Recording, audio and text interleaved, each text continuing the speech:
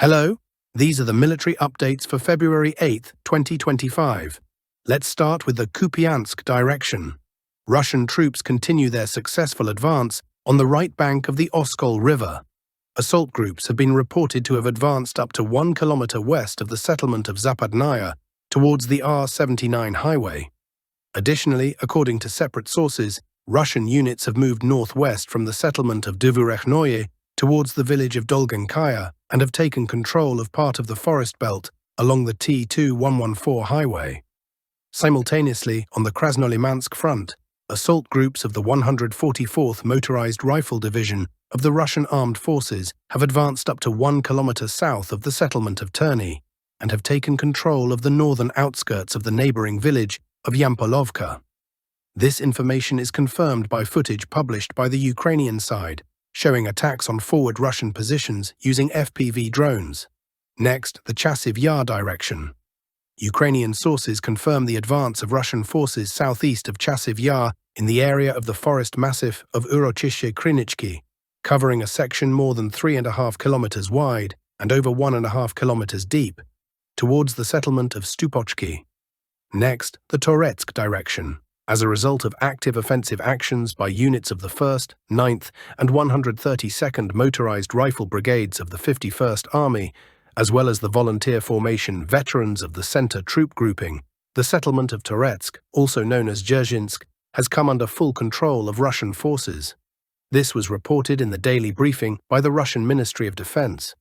Over the course of urban battles, the Ukrainian Armed Forces, UAF, have lost more than 26,000 personnel, which constitutes 70% of the entire Ukrainian grouping in the city.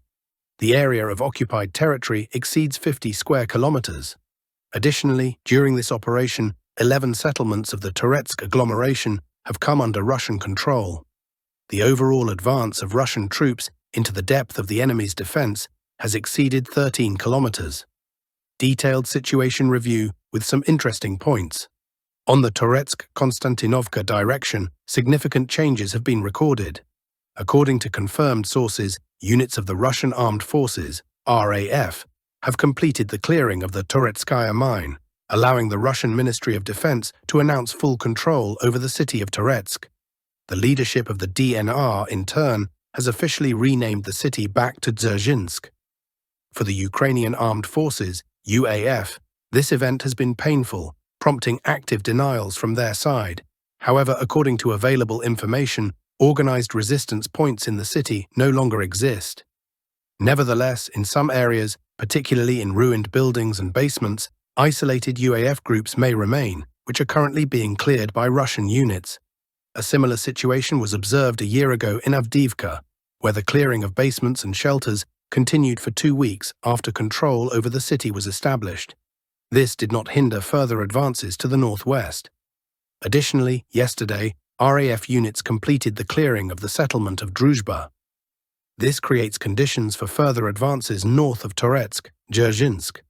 One of the key tasks at this stage is the elimination of the pocket between Toretsk and Chasiv Yar, which will secure Horlivka from drone and artillery strikes by the UAF.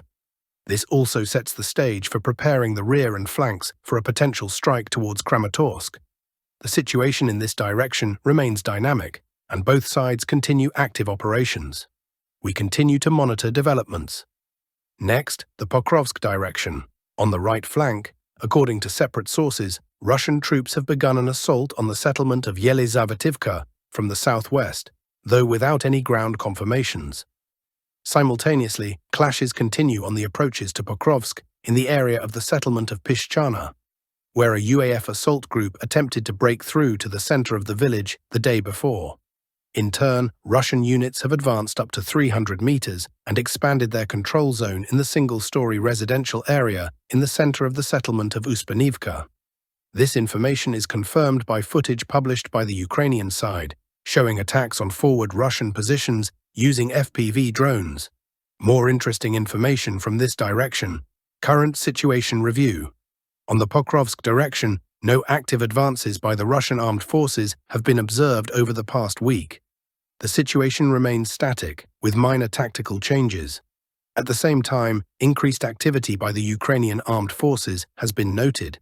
including the redeployment of additional units and intensive artillery work. According to frontline reports, UAF artillery has been operating almost non-stop, actively using ammunition. This, along with the appearance of general drapetti in this direction and increased attention to this sector, may indicate preparations by the UAF for a possible counter-offensive. The goal of such a counter-offensive could be to contain or push back the advancing Russian grouping. A significant number of UAF units, including elite formations, are concentrated in this area. Among them, drone units, the 414th Drone Battalion, known as Pataki Magyara, the Kishniki Drone Battalion, the Hostry Kartuzi Unit, which recently lost its commander, and the Cherepa Company.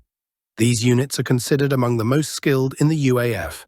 Artillery units, the 15th, 55th, and 107th Artillery Brigades. The 15th Brigade is equipped with heavy MLRS systems, the 55th with tube artillery, and the 107th with rocket artillery. Mechanized and assault units, the 5th Separate Heavy Mechanized Brigade, including 2 tank battalions with Leopards and 4 mechanized battalions. The 59th Assault Brigade, the 32nd and 42nd Mechanized Brigades, and the 425th Assault Regiment, Scala.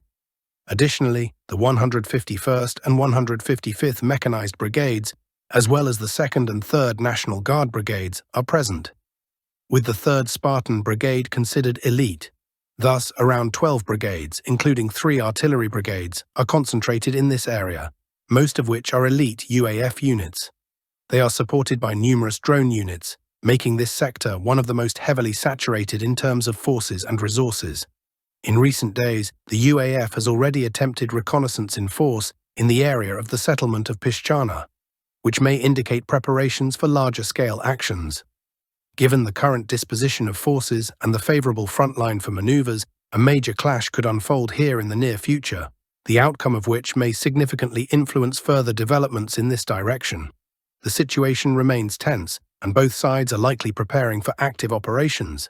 We continue to monitor developments. Next, the Kurakov direction. On the northern flank, Russian troops continue their assault on the settlement of Andriivka. Advances by forward Russian groups have been recorded both in the center of the village and on its southern outskirts. This information is confirmed by the pro-Ukrainian resource Deep State. Thus, it can be stated that about half of Andriivka is already under Russian control, as also reported by neutral sources. No significant changes have been observed on the eastern and southern flanks. On the Kharkiv, Siversk, and South Donetsk directions, no significant changes have been reported. Next, regarding the situation in Kursk Oblast. The Russian side has published a large number of images showing the destruction of Ukrainian equipment that attempted to attack towards the settlement of Ulanok and its surroundings, as we discussed in more detail in the previous update.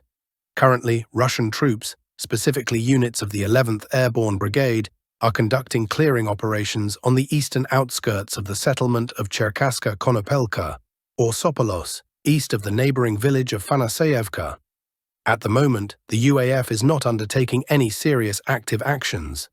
We continue to monitor the situation. See you in the next update. Bye.